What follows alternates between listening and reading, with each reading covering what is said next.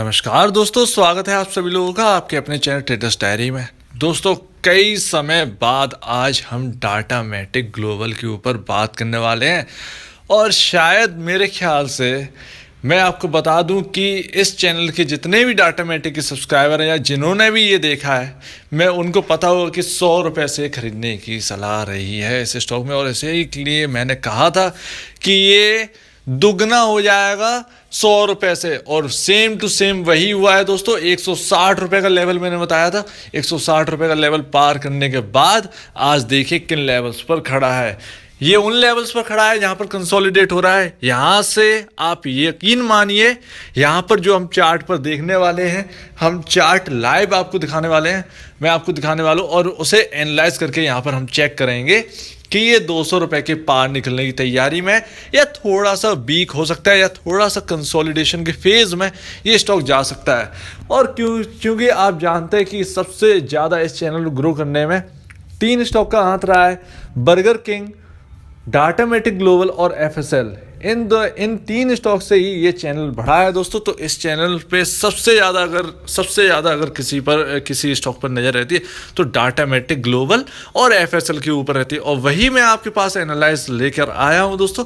तो यहाँ पर चेक करने वाले हैं कि यहाँ पर इतना बड़ा रनअप हो चुका है कि 40 रुपये से पहले 100 रुपये का लेवल पार किया, फिर वहाँ पर कंसोलिडेट किया 110 से 120 के बीच। हमने देखा काफ़ी लंबा टाइम हमने बिता दिया 110 120 के आसपास।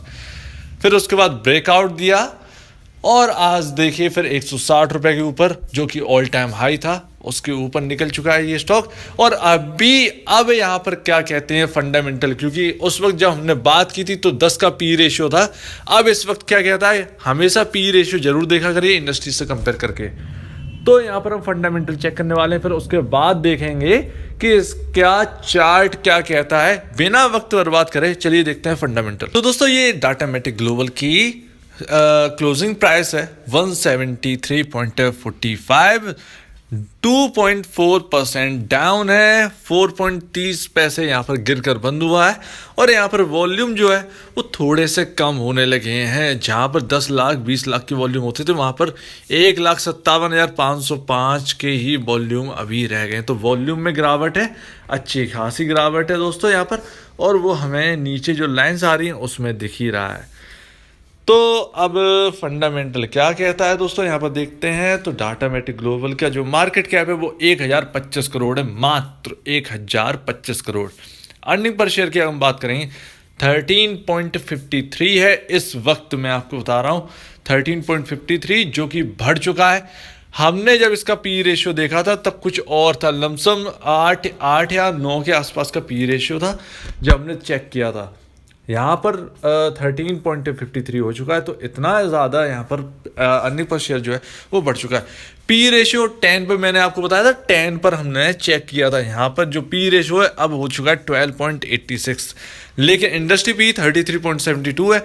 अगर मैंने कहा था कि जब तक इंडस्ट्री पी के पास ना पहुँच जाए तब तक आपको ये स्टॉक बेचना नहीं चाहिए। तो यहाँ पर 12.86 से अगर इंडस्ट्री पी से कंपेयर करेंगे तो यहाँ पर बहुत बड़ा डिफरेंस आता है। यहाँ पर लमसम 21 पॉइंट के आसपास का यहाँ पर डिफरेंस आता है, 21 पॉइंट्स का यहाँ पर डिफरेंस आता है।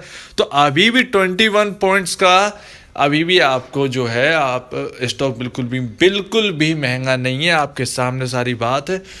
स्टॉक में वेट करिए जब तक पी रेशियो इसका 25-26 ना हो जाए, तब तक आपको प्रॉफिट बुकिंग नहीं करनी है। ध्यान रखिएगा, प्रॉफिट बुकिंग नहीं करनी है, चाहे 10 से मस हो जाए ये स्टॉक, आपको प्रॉफिट बुकिंग नहीं करनी है। बुक वैल्यू 121.45 है और ये काम कर रहा है अपने बुक वैल्यू से ऊपर, करीबन 1.43 टाइम्स पर ये स्टॉक काम कर रहा है अपने बुक वैल्यू से। और नंबर ऑफ शेयर्स तो आप जानते हैं बहुत कम है, यहाँ पर स्प्लिट होने की बिल्कुल चांस है 5 की फेस वैल्यू है, आगे आपको स्प्लिट और बोनस भी मिल सकता है। अगर हम रिजल्ट देखेंगे तो रिजल्ट से थोड़ा सा हम उस वक्त जो है हमने हैप्पीएस्ट माइंड से इसे कंपेयर करके देखा था ना, उस वक्त तो हैप्पीएस्ट माइंड से कंपेयर करके देखा था तो थोड़ा सा पीछे रह गया था हैप्पीएस्ट माइंड से इस बार भी।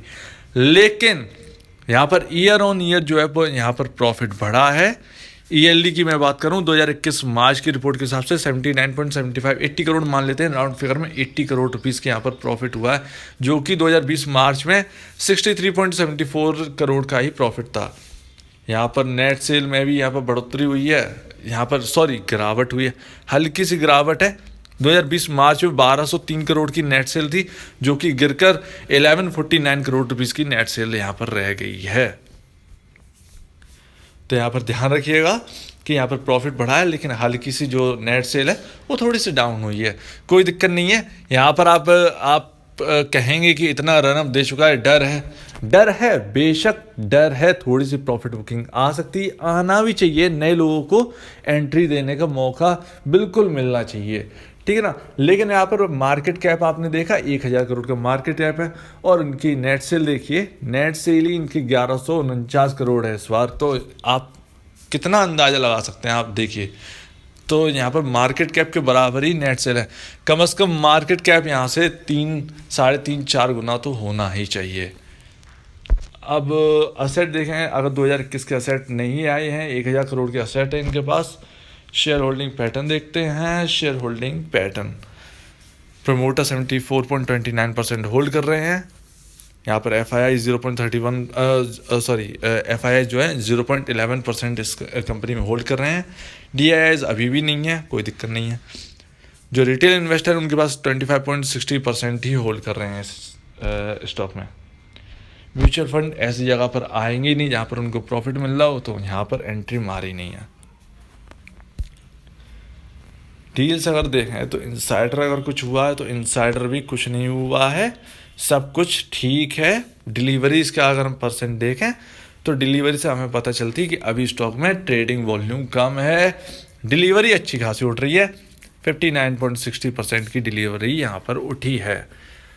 तो यहाँ पर लगातार जो ट्रेडिंग वॉल्यूम है वो भी कम है, यहाँ पर जो डिलीवरी है लेकिन अच्छी उठ रही है, अच्छी खासी ले जा रहे हैं लोग।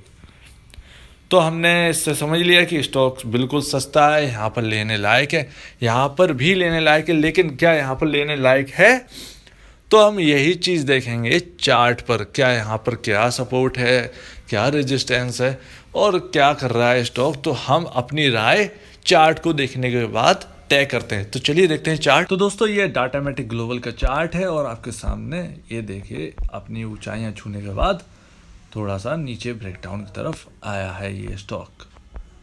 अब यहाँ पर हम देखेंगे मेन चार्ट। तो ये देखिए अभी भी जो है वो कुछ भी बिगड़ा नहीं है। ये अगर देखें तो ये काफ़ी अच्छा खासा यहाँ पर, ये काफ़ी अच्छा खासा यहाँ पर जो है चल रहा है ये स्टॉक। तो यहाँ पे अभी क्या करें, तो यहाँ पर जो है हम ट्रेडिंग लाइन खींचेंगे, ये लीजिए।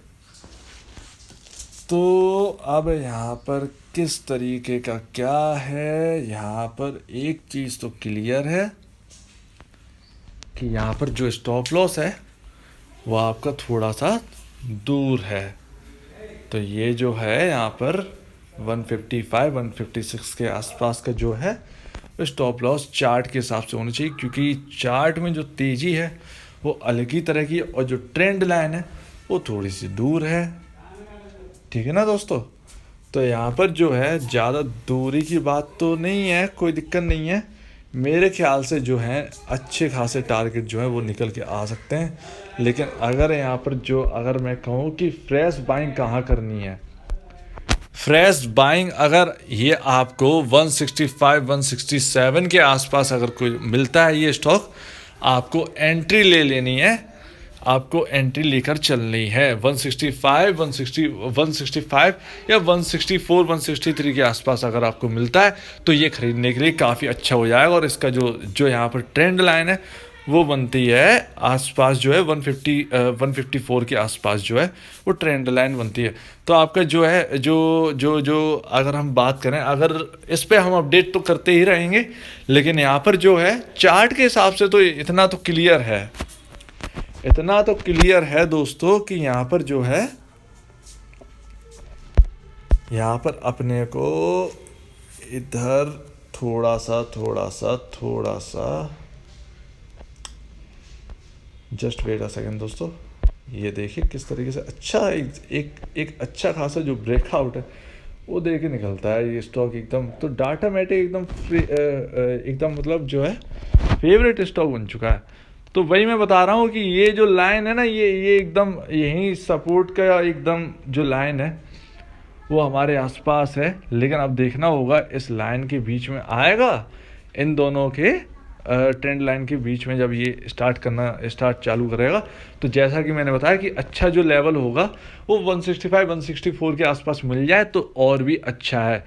अगर किसी को एक्यूमुलेट करना है तो आप एक्यूमुलेट भी कर सकते हैं इन्हीं लेवल के आसपास, लेकिन जो स्टॉप लॉस है आपका वो होना चाहिए। जो नई पोजीशन बना रहे हैं उनके लिए स्टॉप लॉस तो लगभग 149 के आसपास का तो होना ही चाहिए, क्योंकि दोस्तों यहाँ पर जो है स्टॉक ने अच्छा खासा रनअप दिया है। और यहाँ पर जो है थोड़ा सा लोग जो हैं वो जो शॉर्ट टर्म वाले लोग हैं वो यहाँ पर प्रॉफिट बुकिंग कर सकते हैं। लॉन्ग टर्म वालों को कोई दिक्कत नहीं है। लॉन्ग टर्म वाले, मुझे लगता है जब तक ये लाइन नहीं टूटती है, ये जो लाइन है इसके नीचे काम करना स्टार्ट नहीं करेगा, तब तक आपको डरने की कोई बात नहीं है। और अगर ये स्टॉक नीचे अगर स्टॉक ट्रेड करना स्टार्ट करता है तो ऑब्वियस सी बात है मैं आपको अपडेट कर दूंगा, तुरंत की तुरंत आपको अपडेट करता हुआ चलूंगा, क्योंकि ये मेरे रडार पे रहता है। मैंने इसके बारे में अब तक अपडेट इसलिए नहीं दिया था क्योंकि मैं जानता कि अपडेट देने का कोई मतलब है नहीं। ये 160 का लेवल जो है वो ब्रेक कर ऊपर तो जरूर जाएगा। तो आप मौज है। अब जो 80 के लेवल के रखे हैं, जो 70 रुपये 60 रुपये के लेवल के रखे हैं, उनसे मैं कहूँगा कि प्रॉफिट मत देखिए, स्टॉक में बने रहिए। एक तो आपका मार्केट कैप बहुत कम है, बहुत ही ज़्यादा लो है। आईटी सेक्टर में बहुत ही अच्छी कंपनी है, ठीक है, डाटा मैटिक ग्लोबल। गेमिंग की दुनिया, मैंने आपके इसका पूरा का पूरा मैंने जो काम था मैंने आपको बता चुका हूँ। काफ़ी ज़्यादा जो एमएनसी कंपनी है ये, और ये काफ़ी अच्छी कंपनी आईटी सेक्टर में। अगर आपने इन्फोसिस नहीं ले पाई, अगर आपके पास टीसीएस नहीं है, अगर आपके पास विप्रो नहीं है, तो आप इस पर ध्यान दीजिए, डाटा मैटिक ग्लोबल, इसके ऊपर भरोसा रखिए। हैप्पीएस्ट माइंड से तो बेटर है, हैप्पीएस्ट माइंड से तो काफ़ी ज़्यादा बेहतर है ये स्टॉक। तो आप इस पर जो है बखूबी जो है नज़र रख के चलिएगा। डाटा मैटिक ग्लोबल हल्का फुल्का स्टॉक नहीं है, आप इस पर ध्यान रखिएगा। डर तभी बनेगा जब ये ट्रेंड लाइन जो नीचे वाली है ये ब्रेक करके चलने लगेगा, ठीक है ना। तो जब अगर ये करता है तो मैं आपको अपडेट कर दूंगा, उससे पहले तो निकलने की सोचिएगा ही नहीं, ठीक है ना दोस्तों। तो यहाँ पर जो है, यहाँ पर ये एक दूसरी ट्रेंड लाइन जो मैंने बनाई है उसके इर्द गिर्द ही है, और यहाँ पर मुझे लगता है कि यहाँ पर जो है सपोर्ट मिलके शायद ऊपर जा सकता है। लेकिन अगर सपोर्ट नहीं मिलता है, बीच की लाइन में आता है, रेंज बाउंड एक हो जाता है ये स्टॉक, तो सबसे बेस्ट जो है खरीदने के लिए वो आपका 164-163 के लेवल रहेंगे, इनके आसपास खरीदेगा। और आप इंपॉर्टेंट लेवल तो जानते हैं, 154 के आसपास इंपॉर्टेंट लेवल, तो वहाँ से जो है ट्रेंड लाइन जो है वहीं से गुजर रही है। तो आसपास जो है वहीं पर कहीं ना कहीं अगर आता है गलती से भी तो वहाँ से लौटने की कोशिश करेगा। तो ध्यान रखिए। उम्मीद है आपको पूरी बात समझ में आ गई होगी। अगर कोई भी प्रॉब्लम है, आपको लगता है कि मैंने कुछ गलत किया है ऐसे इन्फॉर्मेशन बताने में, इन्फॉर्मेशन गलत है, तो आप प्लीज़ कमेंट सेक्शन में बताइएगा। कुछ गलती की है तो उसके बारे में बताइएगा। अगर आपको एडिशनल कुछ इन्फॉर्मेशन है आपके पास तो प्लीज़ उसके बारे में भी शेयर करिएगा कमेंट सेक्शन में। और अगर आपको लगता है कि इस वीडियो में कुछ कमी है तो आप उसके बारे में भी बताइएगा। तो अगर आपको ये वीडियो अच्छी लगी तो लाइक करिएगा, चैनल को करिएगा सब्सक्राइब, प्लस बेल आइकन को ज़रूर दबाइएगा। उम्मीद है आपको सारी चीज़ें जो है वो आपको समझ में आ गई होंगी। तब तक ले दीजिए मुझे इजाज़त। वीडियो देखने के लिए बहुत बहुत धन्यवाद दोस्तों।